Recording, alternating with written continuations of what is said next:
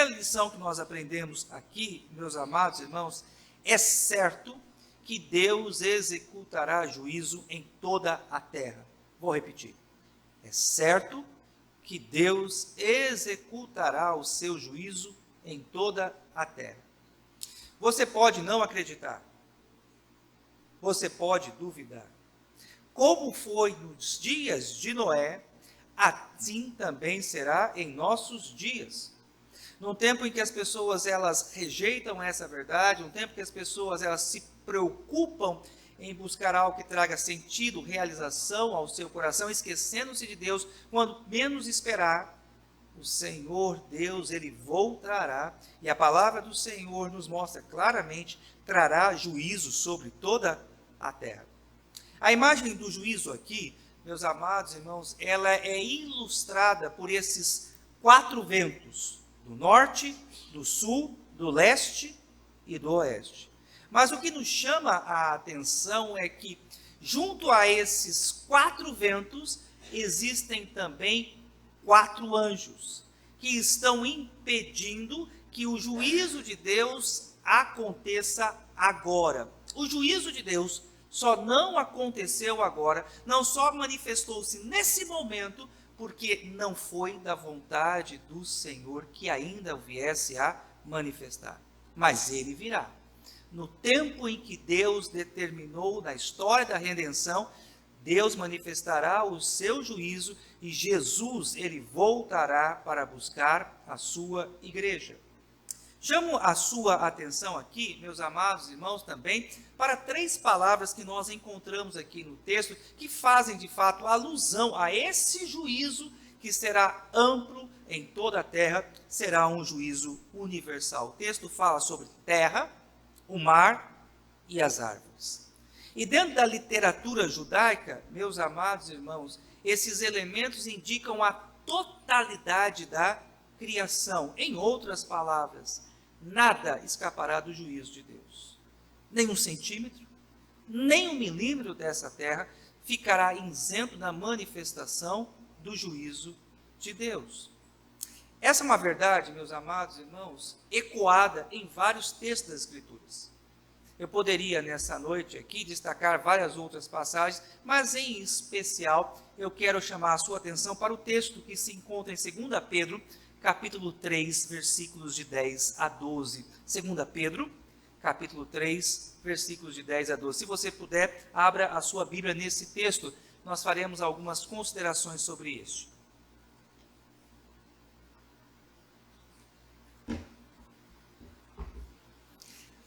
Nessa passagem também escatológica, o apóstolo Pedro aqui ele faz algumas afirmações que merecem a nossa consideração.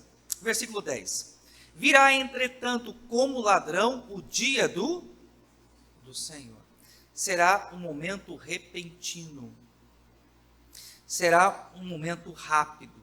Enquanto menos esperar, manifestará a vinda de Cristo e o seu iminente juízo. Prosseguindo aqui o texto. No qual os céus passarão com um estrepitoso estrondo.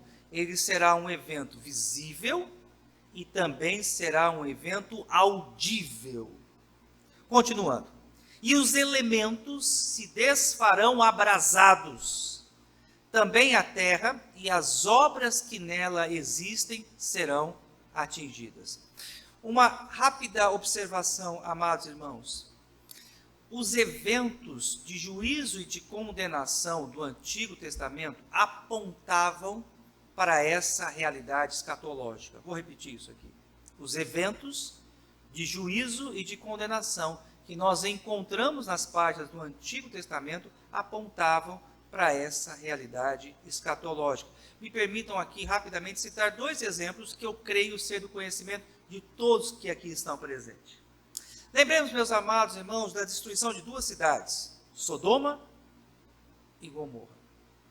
Foram 2 cidades destruídas e arrasadas pelo fogo, pelo enxofre. E qual foi a causa do juízo daquelas cidades? Qual foi a causa da condenação daquelas cidades? A iniquidade e a prática do pecado. Por consequência da iniquidade daquele povo, Deus castigou, Deus aniquilou aquelas duas cidades com fogo que veio da parte do céu. Algo que eu afirmo aqui categoricamente aos amados irmãos: eventos como esses não acontecerão mais. Não esperemos que outras cidades elas sejam destruídas pelo fogo e pelo enxofre. Por que isto? Porque o que aconteceu com aquelas duas cidades na iniquidade apontava para uma realidade futura que há de acontecer quando Cristo voltar e ele manifestar o seu juízo sobre toda a terra. Um segundo evento que eu chamo a sua atenção, e propositalmente nós lemos na liturgia do culto desta noite. Lembremos dos dias de Noé. Noé ele foi chamado por Deus para construir uma grande embarcação. E enquanto Noé construía aquela grande embarcação, ele era ridicularizado, zombado, escarnecido, e não davam crédito a Noé. Portanto, meus amados irmãos, não esperemos que o mundo dê crédito àquilo que a gente prega. Não esperemos que o mundo dê crédito para o iminente retorno de Cristo Jesus, para o juízo que virá sobre toda a terra. Assim como foram nos dias de Noé, assim também será nos dias da vinda do Filho de Deus. Não será diferente, meus amados irmãos. E nós precisamos ser conscientes dessa realidade. Continuando aqui o texto, versículo 11. Visto que todas essas coisas hão de ser assim desfeitas, o que será desfeito? Tudo aquilo que os nossos olhos veem. Você já parou para pensar nisso? Que toda a glória deste mundo, que todo o luxo deste mundo, que as mais ricas mansões, que os mais magníficos prédios, que as mais belas propriedades de terra já não existirão mais? Serão todas estas extinguidas pelo fogo. Por consequência disso, veja só o que diz o texto: deveis ser tais como os que vivem santo procedimento e piedade. Qual deve ser a resposta da igreja diante do iminente juízo que Deus há de trazer sobre toda a terra? Um procedimento santo, que significa separado, e é importante que nós reafirmemos algo que a gente já tem ensinado à igreja: nós não podemos ter vergonha de sermos separados, de sermos diferentes. O chamado de Deus para nós implica justamente em sermos diferentes. O conceito de santidade, meus amados irmãos, em muitas passagens das Escrituras, é aplicado no sentido de que Deus ele nos tirou de um contexto de iniquidade, de cegueira espiritual, de pecado, e ele nos conduz agora a um novo procedimento, a um novo viver, a um viver de santidade, retidão e pureza. Além disso, o nosso procedimento, meus amados irmãos, deve ser um procedimento piedoso. E o que significa piedade? Uma vida de intimidade e comunhão com Deus. Qual deve ser o maior anseio do crente? Qual deve ser o maior desejo do crente? Ter uma vida que agrade a Deus. Ter uma vida de intimidade, de proximidade, de comunhão, de deleite e de prazer em Deus.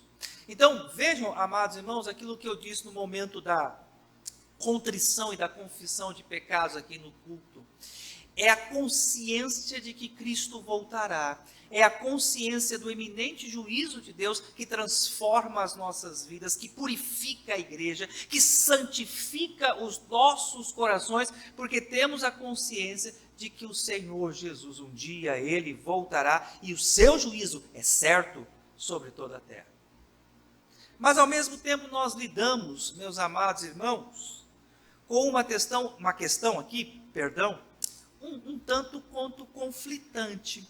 Vejam vocês, por favor, o versículo de número 12 que nós estamos expondo, diz o seguinte: esperando e apressando a vinda do dia de Deus. Isso parece que vai nos dar um nó na cabeça. E essa parece uma afirmação um tanto quanto conflitante, né?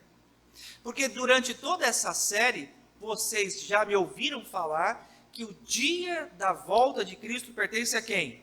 Ao Cordeiro. Quem estabeleceu esse dia? O Senhor. Ele reina e esse dia está definido por ele. Mas o apóstolo Pedro, na sua escatologia aqui, ele afirma que a igreja deve ter duas posições, melhor, três posições, quanto ao retorno de Cristo. Um viver santo e piedoso, esperar com fé e apressar o dia do Senhor. Mas pastor, como é que eu posso apressar o dia do Senhor, sendo que esse dia está definido pelo próprio Deus? Como é que eu posso apressar a agenda do Cordeiro, se é Ele quem estabeleceu esse dia? Nós vamos mudar esse dia? Amados irmãos, eu peço a sua atenção para esse aspecto. A soberania de Deus não isenta o homem da sua responsabilidade. O fato de servirmos a um Deus soberano nos isenta de cumprirmos os nossos deveres como igreja. Assim é no dia a dia. Talvez aqui alguns irmãos, durante essa tarde, domingo, já começaram os seus preparativos para o dia de amanhã. Talvez aqui alguns pais já organizaram o material escolar dos seus filhos. Talvez aqui alguns irmãos já arrumaram a sua roupa, já prepararam o seu material de trabalho para o dia de amanhã. Talvez nós já começamos a pensar a nossa agenda para a próxima semana, ou melhor, para essa semana que se inicia hoje. Mas vejam, algo para a gente refletir aqui. Quem de nós pode afirmar que amanhã estará vivo? Quem de nós pode fazer essa afirmação? O dia de amanhã pertence a quem? A Deus. O que há de acontecer no dia de amanhã pertence ao Senhor. A gente faz planos, a gente se organiza, a gente tem a nossa agenda, mas tudo o que há de acontecer no dia de amanhã pertence ao Cordeiro, pertence ao Senhor. Mas, por outro lado, isso também não nos isenta de planejar, de organizar, de nos prepararmos para o dia de amanhã. Faço essa colocação aqui justamente para que nós possamos compreender essa mensagem do apóstolo Pedro. É dever da igreja pregar o Evangelho. Anunciar o retorno glorioso de Cristo Jesus. Anunciar que em Cristo Jesus há salvação, anunciar que no Cordeiro há perdão para os nossos pecados e para as nossas iniquidades. Pois assim, quando a igreja ela cumpre a sua missão, ela está atendendo a justamente esse ensino de apressar o dia do Senhor. Portanto, meus amados irmãos, esse dia não nos pertence. O que pertence a mim e a você é cumprirmos a nossa responsabilidade, que é pregar o Evangelho a todas as pessoas. E aqui faço uma pequena aplicação. Aproveite em nome do Senhor Jesus essa semana. Anuncie o Evangelho aos seus amigos. Anuncie o Evangelho, meus amados irmãos, à sua família. Não perca as oportunidades que o Senhor Deus te concederá nessa semana. E para concluirmos aqui a leitura do versículo, então, 12. Por causa do qual os céus incendiados serão desfeitos e os elementos abrasados se derreterão. Portanto, meus amados irmãos, eventos como o dilúvio, como Sodoma e Gomorra, já não acontecerão mais nesses dias. Por favor, espero que você não me tenha como incrédulo, como alguém que duvida do poder de Deus, mas eu quero que você entenda que didaticamente esses eventos aconteceram na história da redenção para apontar um grande evento. O evento final, a consumação dos séculos e a nova criação sendo feita pelas mãos do nosso Deus.